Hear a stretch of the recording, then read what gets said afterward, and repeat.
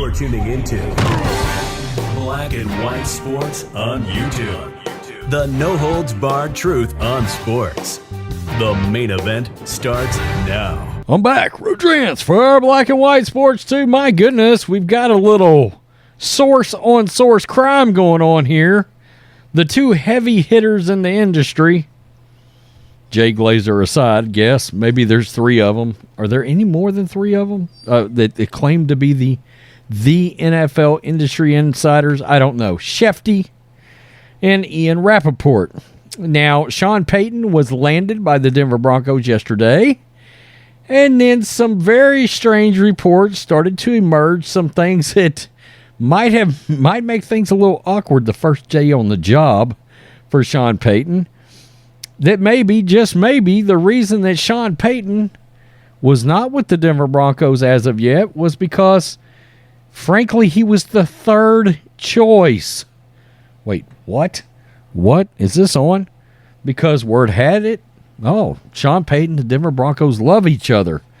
Except maybe the Broncos did not love Sean Payton as much as everybody let on. Now, I heard this morning, Pro Football Talk, that Jim Harbaugh was actually the number one choice of who Denver actually wanted.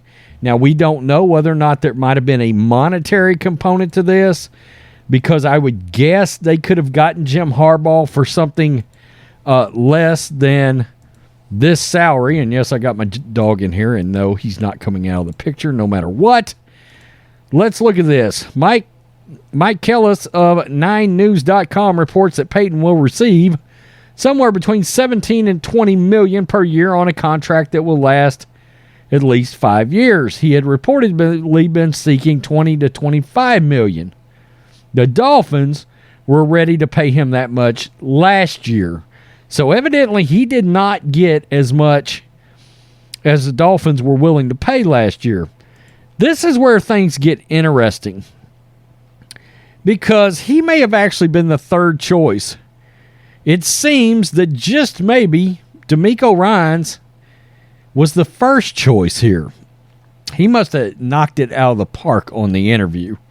Then Jim Harbaugh was the second choice, which explains the last-ditch Ann Arbor trip that I did a video on, and that Sean Payton was actually the third choice here. I wonder if salary has anything to do with that, because we know Demeco certainly can't command $17 million, and Jim Harbaugh likely not, probably something more in the $10 to $12 million range, and then Payton upwards of $20. Well, that's, and with the component that the Walmart folks, while they can easily afford the money, it wasn't about the money. It was about the fact that they didn't want the fellow owners to get pissed off at them at resetting the coaching market. Let's look at this. Twitter questions Sean Payton Broncos marriage before it even begins. Most marriages begin with happiness, a ceremony surrounded by friends and family, a relaxing honeymoon, maybe even a grace period before any potential disagreements. If social media is any indication, the Denver Broncos and new coach Sean Payton aren't off to the smoothest start. The Broncos reportedly finalized a trade to acquire Payton from the New Orleans Saints. But, according to NFL Network's Ian Rapoport, the Super Bowl winning head coach wasn't their first choice. Rapoport reported that Denver spent Tuesday trying to hire Demeco Ryans, who was later announced as the Houston Texans coach before pivoting back to Payton. Yeah, you see that right there. They were trying to hire Demeco Ryans again before he committed to the Texans, sources said. When he agreed to terms with the Texans, they moved to try to finalize Sean Payton. Rapoport later reported that Payton was Denver's third choice, behind Ryans and Michigan head coach Jim Harbaugh. Wow. Let's just check this. This is going to happen. Sean Payton now expected to be the Denver Broncos head coach. But, Mike, this was not a straight arrow for the Denver Broncos. Listen to what they did. First of all, they targeted Demeco Ryans as their top choice. Then it was clear that was not going to happen. He was going to go to the Texans. Then they flew to Ann Arbor to try to get Jim Harbaugh and convince him to be the coach. Then today, when we all thought they were zeroing in on Sean Payton, they made another run at Demeco Ryans, failed there, and now go back to Sean Payton. Oh, so they went after Demeco twice before they went to Ann Arbor. And then again, after Harbaugh said thanks but no thanks for the second time, then they ended up with back with Sean Payton. Now, my question would be, why go after Demeco Ryans when you're trying to straighten up your quarterback that you just paid all this money for? You were going to hire a defensive coach? They might have lucked out here because I think Demeco Ryans is going to be a good head coach. I do, actually. But I think in the case with Russell Wilson and his career being on the line, along with the terrible contract, Sean Payton and Jim Harbaugh were your two guys for this job, in my opinion anyway. So, Adam Schefter, in true Adam Schefter form, because he's always going to be partial to the Denver Broncos, having worked up there around the Broncos all these years, there's always been a connection there. Timing of today's two hires was completely coincidental, okay? So he's trying to cover the Broncos. Not surprisingly, Broncos have zeroed in on Sean Payton and didn't make any contact with Demeco Ryans or his agent this week. Denver was focused on Payton and Houston on Ryans. But Twitter took Rapoport's report and ran with it, as you can see right here. Option 3, Kevin James starring as Sean Payton. Wow, that's pretty bad. Sean Payton watching the Broncos Russell Wilson film. This, of course, is The Boys and Homelander. Yeah.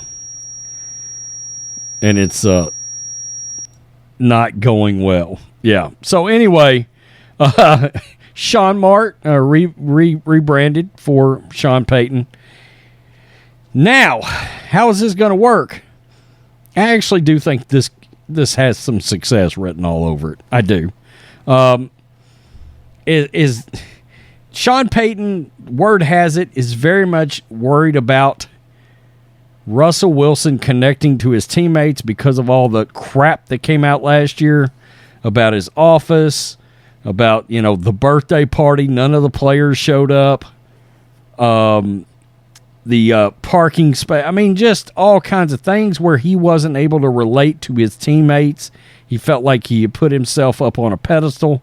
I did a video. We very, very openly and famously last year, Richard Sherman and Marshawn Lynch called out Russell for being sort of unreachable, which is nuts considering they're former teammates, and those two guys are stars in their own right, Not like the third-string center was trying to get a hold of Russell after 12 years.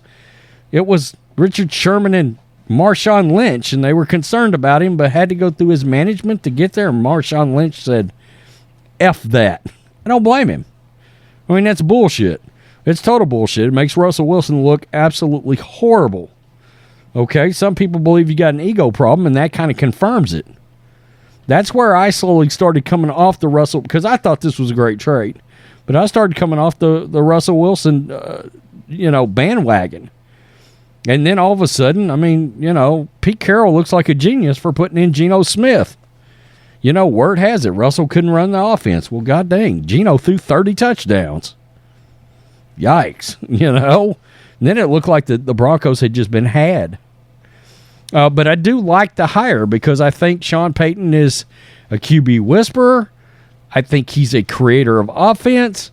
And I think he is one of these offensive coaches that will look at what Russell Wilson absolutely does best and say this offense will be built around what you are good at. And they're going to win ball games because I think their defense should be pretty good. And there was a statistic out there at one point for the Broncos that I believe they had been scoring no points, okay? But if they had just scored 20 points a game last year, at one point they would have been 9-1, something like that. 8-2, 9-1, something ridiculous. where they would have been really successful. So just this much more competent offense, and they would have made the playoffs last year. So, going to be interesting. All AFC West games are going to be interesting because Kellen Moore is now the offensive coordinator with the Chargers. And I think he's going to turn Justin Herbert into something else before they fire Staley and he becomes the head coach, because I think that's where we're headed there too. And I think that's why he wanted to part ways with the Cowboys. Yeah, he wanted to part ways with the Cowboys. You heard that right.